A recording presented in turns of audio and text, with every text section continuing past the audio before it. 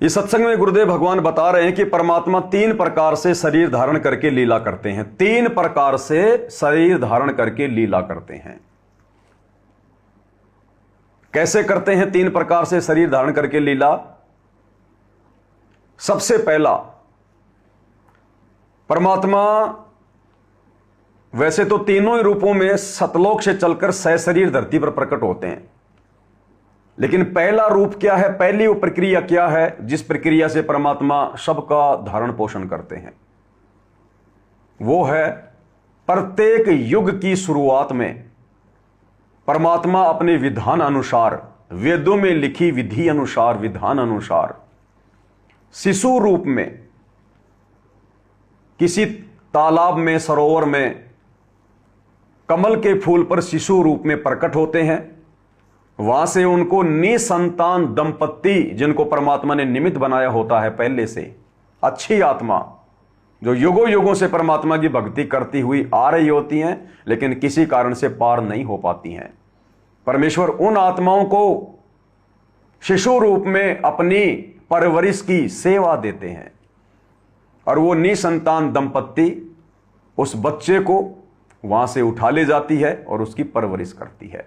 फिर वो परमात्मा धीरे धीरे बड़ा होता है और एक पूरा लीलामय जीवन जीता है, आत्माओं को अपना ज्ञान देता है, आगे चलकर गुरु की भूमिका निभाता है। इस प्रकार से परमात्मा इस काल के लोक में प्रवेश करके सबका धारण पोषण करते हैं। दूसरी विधि क्या बताई गुरुदेव ने? दूसरी विधि से परमात्मा किसी साधु संत महात्मा का रूप बनाकर,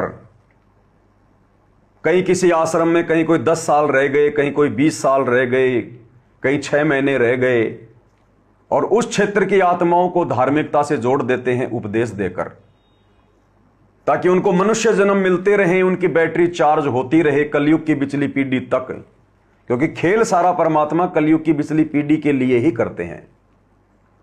तो परमेश्वर कहीं भी कभी भी संत रूप में, साधु रूप में जो है वो प्रकट हो जाते हैं। छोटा सा कोई आश्रम बना लेते हैं, कहीं 10 साल, कहीं 15 साल, कहीं 20 साल, कहीं 6 महीने, और उसके बाद परमात्मा वहां से अंतर्ध्यान हो जाते हैं, वो चले जाते हैं। और अगर उनसे कोई पूछता है कि आप कहां से आए हो महाराज, आपका गांव कौन सा है, तो परमात्मा कहते हैं कि साधु संतों के विषय में ज्यादा पूछताछ नहीं करनी चाहिए। और इस प्रकार परमात्मा दूसरी स्थिति में जीवों का धारण पोषण करते हैं, उन्हें धर्म से जोड़ते हैं, भक्ति से जोड़ते हैं। तीसरी स्थिति में वो परमात्मा एक जिंदा महात्मा के रूप में प्रकट होता है और अपनी अच्छी आत्माओं को मिलता है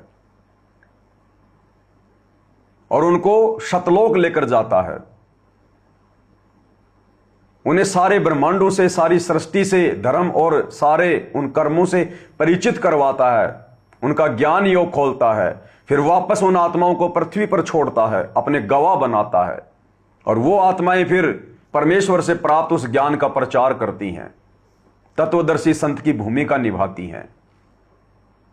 इस प्रकार से तीसरी स्थिति में परमात्मा हम जीवों का धारण पोषण करते हैं।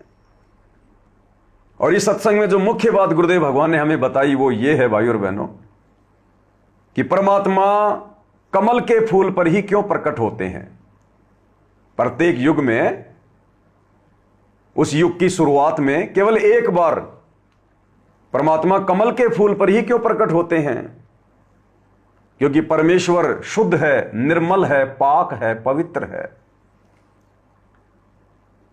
और जब परमेश्वर इस गंदे लोक में, इस पृथ्वी, इस मृत लोक में आते हैं लीला करने के लिए शिशु रूप में, तो परमेश्वर कमल के फूल पर प्रकट होते हैं, क्योंकि कमल के फूल पर गंदगी नहीं ठहरती है, कमल के फूल पर कीचड़ या धूल मिट्टी नहीं ठहरती है, नहीं लगती है। वो इतना कोमल होता है, इसलिए वो पवित्र होता है, वो शुद्ध होता है। इसलिए परमात्मा इस गंदे लोक में शिशु रूप में कमल के फूल पर प्रकट होते हैं। अब आप और हमारे लिए बहुत अच्छा पॉइंट है भाई और बहनों, विश्वास के लिए, उन भगत भाई बहनों के लिए जिन्होंने अपने गुरु को परमात्मा मान लिया, जिन्होंने सतगुरु रामपाल जी को कबीर भगवान मान लिया कि हमारे गुरुदेव भगवान स्वयं कबीर देव हैं और अपने विधान अनुसार, अपने गुणों अनुसार ये केवल प्रकट होते हैं, क्योंकि ये स्वयंभू है। इन्होंने सारी सृष्टि को रचा है। ये किसी मां के गर्भ से जन्म नहीं लेते। ना सतगुरु जननी जने जाके माना बाप, और पिंड ब्रह्मंड से रहित है ना वहां तीनों ताप। सतगुरु ने तो सबको पैदा किया है, सतगुरु तो सबकी जननी है। जगदम्बा जगदीशम मंगल रूप मुरारी, तन मन अर्पू शीशम भक्ति मुक्ति भंडारी। जगदम्बा यानी जगत प्लस अम्मा, सारे संसार की मां, जननी। तो सतगुरु तो स्वयं जननी है सारे संसार की। फिर भला इस संसार में ऐसी और कौन जननी है जो सतगुरु को अपने गर्भ में रख ले। तो सतगुरु लीला करते हैं, हमारी चरम दृष्टि को धोखा देते हैं। हमें लगता है मां के गर्भ से जन्म लेकर आए हैं, परंतु वे प्रकट होते हैं। काल के साथ आंख मिचोली वाला खेल खेलते हैं। काल भी धोखे में रहता है कि ये वो संत नहीं हो सकता उस परमात्मा का भेजा हुआ, क्योंकि ये तो काल को विश्वास होता ही नहीं कि वो परमात्मा यहां जाएगा ऐसे गंदे लोक में। तो काल को यह लगता है कि इसने जरूर मेरे किसी न किसी भाई को भेजा यहां। और जब परमात्मा यहां प्रकट होकर लीला करते हैं तो काल भी धोखे में पड़ जाता है कि ये उस परमात्मा कबीर का भेजा हुआ संत नहीं हो सकता। वो तो आग लगा दे यहां पर इतनी शक्ति लेकर आता है, क्योंकि काल के द्वारा भेजे गए संत ऐसे ही होते हैं। दुर्वासा जैसे, विश्वामित्र जैसे, 2 मिनट में शराप दे दें, 56 करोड़ यादवों को शराप दे दिया, उनका कुलनाश कर दिया। तो काल को यह लगता है कि यह उस परमात्मा का भेजा हुआ संत नहीं हो सकता, मेरा भाई नहीं हो सकता, जिसको मैंने जेल में भी डलवा दिया। हालांकि उसकी तो क्या औकात है, परमात्मा लीला करते हैं। लेकिन वो तो यह सोचता है कि मैंने ही अपने संतों में कुप्रेरणा करके, राजनेताओं में कुप्रेरणा करके, आम लोगों में कुप्रेरणा करके करोथा कांड करवा दिया,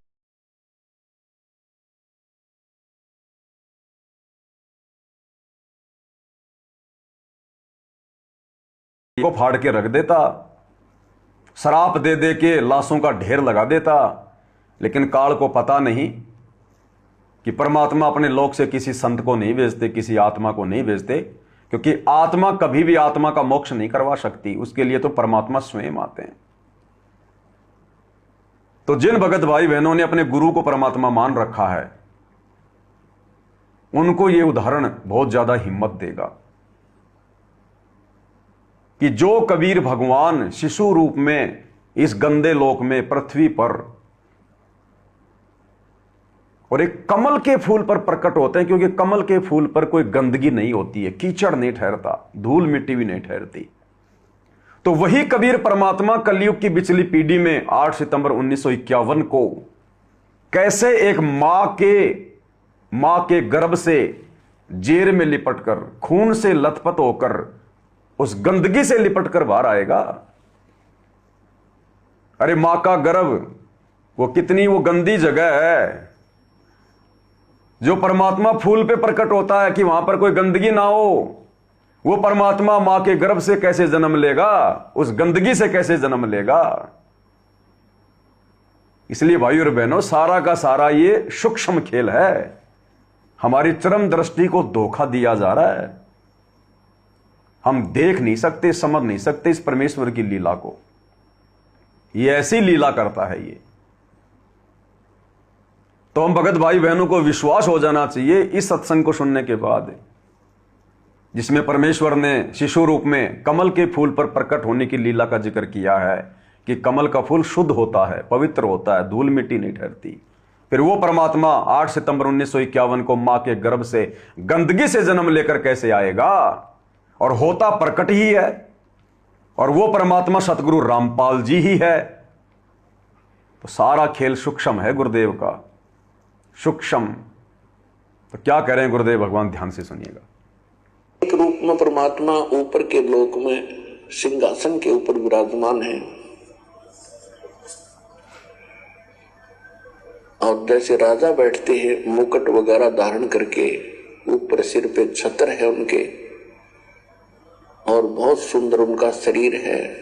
एक रोम में, एक बाल में करोड़ सूर्य मिला दे, करोड़ चंद्रमा, तो भी फीके पड़े।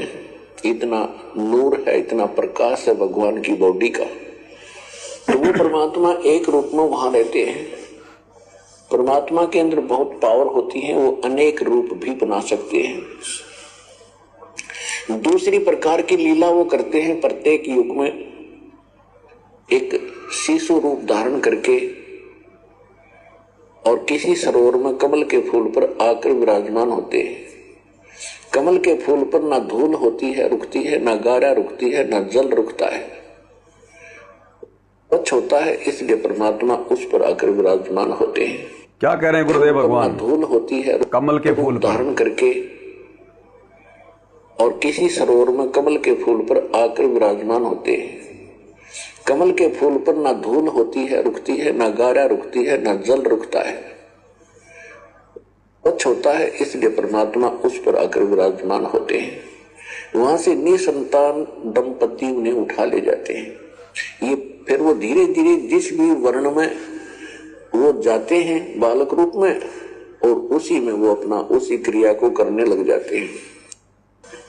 और उसके साथ साथ फिर जिस उद्देश्य से वो आते हैं ज्ञान प्रचार करने के लिए, एक सतगुरु की लीला करने के लिए, वो स्वयं ही आते हैं।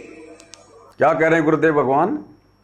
इसके अलावा परमात्मा जिस उद्देश्य से आते हैं, सतलोक से चलकर परमात्मा इस पृथ्वी लोक पर क्या उद्देश्य लेके आते हैं?